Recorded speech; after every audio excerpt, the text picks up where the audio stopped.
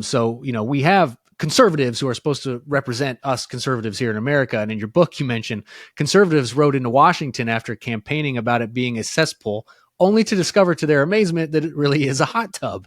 How did conservatives end up letting us down so badly? Is this the result of Christless conservatism, or are these God-fearing people who are succumbing to this hot tub?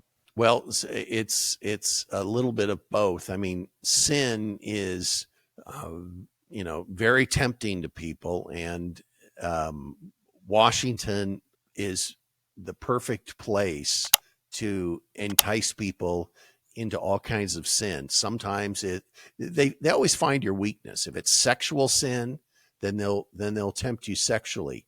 If it's money and greed that really motivates you, then they'll tempt you with money and greed.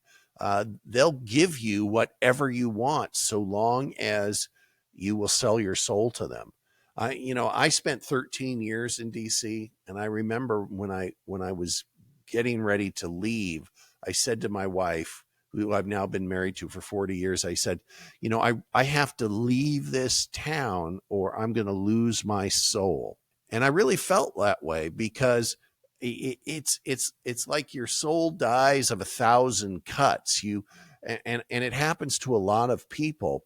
And what happens is they'll get elected to Congress. They'll go there, and the first year, I'm a Tea Party conservative, and the next year they're a little bit less of a Tea Party conservative, or a Christian conservative, or a MAGA conservative, or whatever they came into town. And it's like they make little compromises, and then all of a sudden they wake up a decade later. They've been in Congress for 10 years, and they've literally become what they campaigned against when they came to Washington. And it's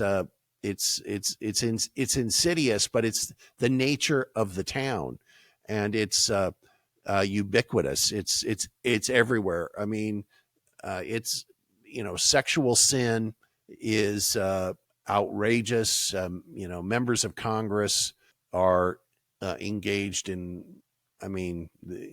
a lot of very bad things. And it's, and yet people reelect them because the media shields them. And so most of the scandals you never know about.